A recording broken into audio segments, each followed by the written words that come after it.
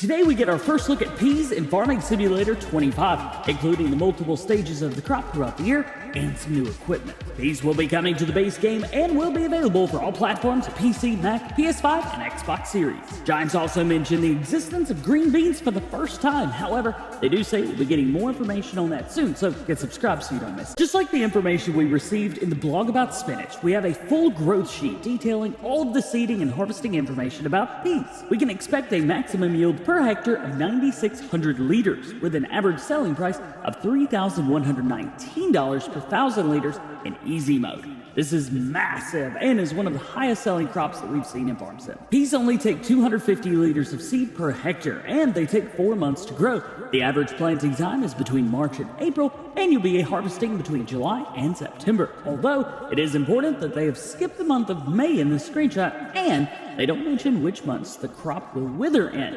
This is information that we'll likely have to wait and see once the game is out. There are 6 different growth stages after the initial seeding, which is done with a normal seeder, shown here using the John Deere 3650 and the Great Plains Solid Stand 1500 that were in the fact sheets last week. The first growth stage is very sparse, with not a lot of density to the crop. It's almost like green haze over the field with small sprouts. The second growth stage takes things up a notch with a much thicker plant, and it is starting to take on the characteristics of a pea plant. Then that's multiplied tenfold with a third growth stage, which almost covers the ground and creates a sea of green across the land. Finally, everything culminates in the final growth stage, ready to harvest. The ground is now completely covered and the plant is extremely thick. It's now time to bring out the next new piece of equipment for Farm Sim 25, the Oxbow EPD 540E self-propelled pea harvester. Now, we don't have the official specs for this machine in the game yet, but we can find some of this information on the Oxbow website. They say it's got 390 horsepower with a maximum speed of 15 miles an hour on the road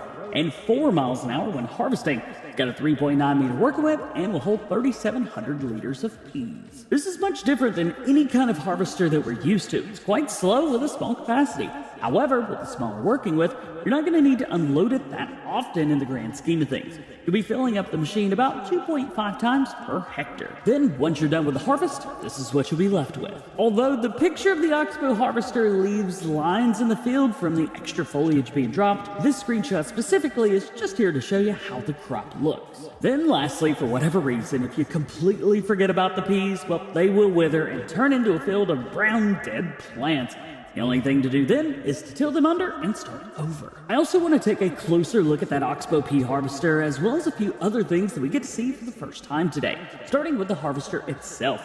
We've never had peas in the base game in Farm Sim before, and I'm not sure what I was expecting when it comes to a harvester, but this is certainly a wild looking machine. With a flat track at the front and wheels in the back, it mirrors other combines that we've seen before, but with a mower-like header on the front, a harvesting head, and circular tank on the back, giving it an iconic but slightly unusual look, if you've never seen one anyway. I also want to reiterate the smaller working width and lower working speed that we're used to. As a matter of fact, the slower speed really caught me off guard, but again, these are not machines I, nor probably most of you, are familiar with.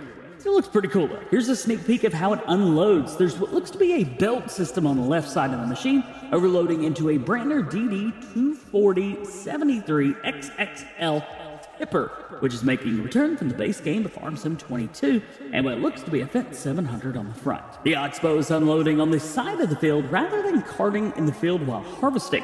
I would assume we'll still be able to cart with a worker in the harvester, so this must have just been a design choice for the screenshot by Giants. Of course, we can't forget about seeding. We're going to get to see the Great Plains Solid Stand 1500 again, being pulled by the John Deere 3650. As mentioned, peas will use a normal seeder to get them in the ground, and I imagine this will be a great starting combination. Giants have shown this combo off twice now, and it's the third time that we're seeing a seeder. I would assume they'll be including the John Deere and Great Plains as starting equipment on the base maps, but that's just a guess. We're gonna have to wait and see. There's also a few shots of the field from different angles. This one showing fog laying low in the field with an old shed on the left-hand side.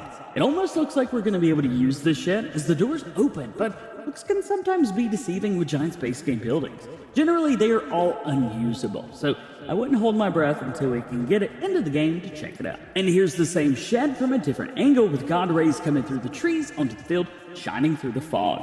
There's also a lookout tower on the top of the hill, which I believe I visited on my map preview of Riverbend Springs.